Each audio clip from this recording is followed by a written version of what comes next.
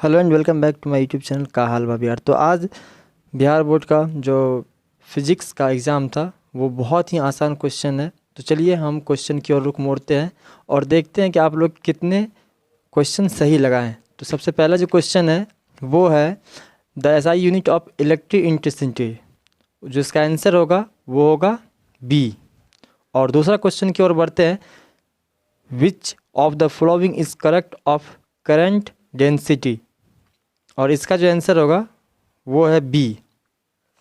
तो तीसरी क्वेश्चन की ओर हम बढ़ते हैं। सबसे पहले आपको हम एक शॉर्ट में जल्दी से आपको आंसर बता दें ताकि आपका ये कंफर्म हो जाए कि आप कितने नंबर का ऑब्जेक्टिव बना के आए हैं। तो चलिए क्वेश्चन नंबर 3 की ओर बढ़ते हैं। विच of the following is correct for mobility, तो इसका जो आंसर होगा उसका आंसर होगा ए। तो चलिए हम नेक्स्ट क्वेश्चन की ओर बढ़ते हैं। और which of the following is correct 1 what, which of the following is correct, और इस चारों में से कौन सा सही है, तो उसका आंसर जो हो जाएगा वो हो जाएगा 1 नंबर। तो और क्वेश्चन नंबर 5 की ओर बढ़ते हैं। तो उसमें देखते हैं कौन सा सही है। नीले रंग के लिए कार्बन प्रतिरोधक का कलर कोड होता है, कितना कोड होता है ये आपको बताना है। तो इसका आंसर हो जाएगा डी, जिसमें 6 है। एम्पायर घंटा मात्रक क्या होता है, और ampere hours is the unit of charge. तो क्वेश्चन नंबर 7 की ओर बढ़ते हैं। निम्नलिखित में से कौन सा गैल्वेनोमीटर नियंत्रण के लिए सही है, तो और इसका आंसर हो जाएगा क्वेश्चन नंबर ए। चलिए हम क्वेश्चन नंबर 18 की ओर बढ़ते हैं। रेसिस्टेंस ऑफ आइडियल एमामीटर इज़, और इसका आंसर जो चारों में से होगा वो 0 होगा, क्योंकि 0 होता है इसका answer. Resistance of ideal's ammeter is 0।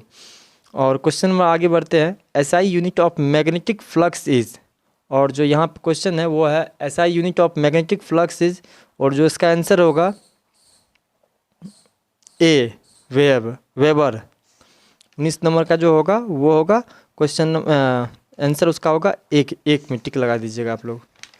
और हम लोग आगे की ओर बढ़ते हैं। Lenz law is the result of which principle of conservation, तो इसका आंसर हो जाएगा energy.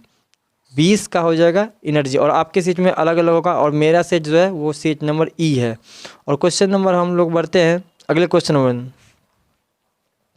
The permittivity of free space is, तो इसका हो जाएगा 8.85 इंटू 10⁻⁻12 FM। इसका आंसर हो जाएगा ए। तो चलिए हम लोग, तो SI unit of electric dipole is, SI unit of electric dipole is, इसका आंसर हो जाएगा बी। कूलम नियम का संदिग्ध रूप क्या होता है, और इसका आंसर हम आपको बता दें कि इसका आंसर ए होगा, क्योंकि बहुत सारे प्रश्न है यहाँ पे 70 प्रश्न। तो जल्दी जल्दी हम आपके लिए सब प्रश्न को सॉर्ट कर देते हैं। The capacity of any conductor is, और इसका जो आंसर आपको है the capacity of any conductor is, इसका आंसर आपको डी हो जाएगा, डी नंबर का।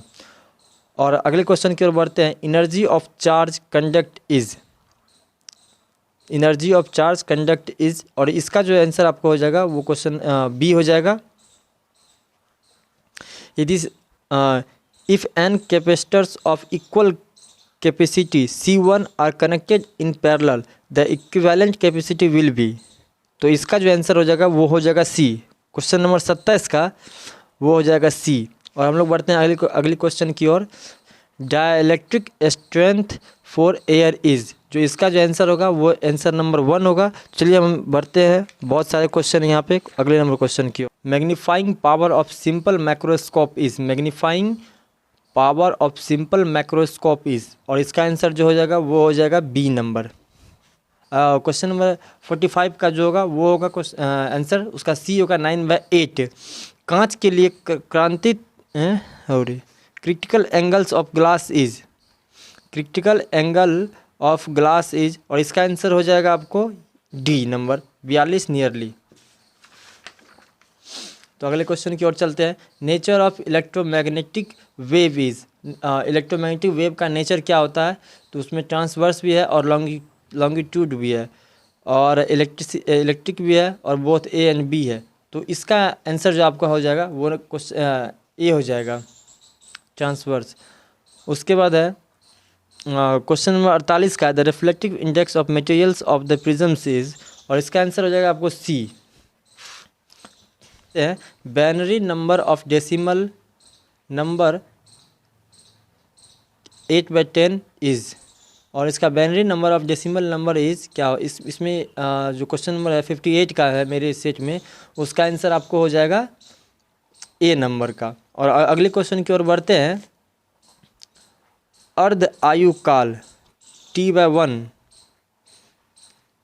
एवं क्षण नियंत्रण के संबंध होता है, तो इसका आंसर हो जाएगा आपको A number, the relation between half life time T/1 which of the following is correct for alpha particles. तो इसमें इलेक्ट्रॉन होगा, ये आप सभी लोग जानते होंगे। चलिए हम लोग अगले क्वेश्चन की ओर बढ़ते हैं।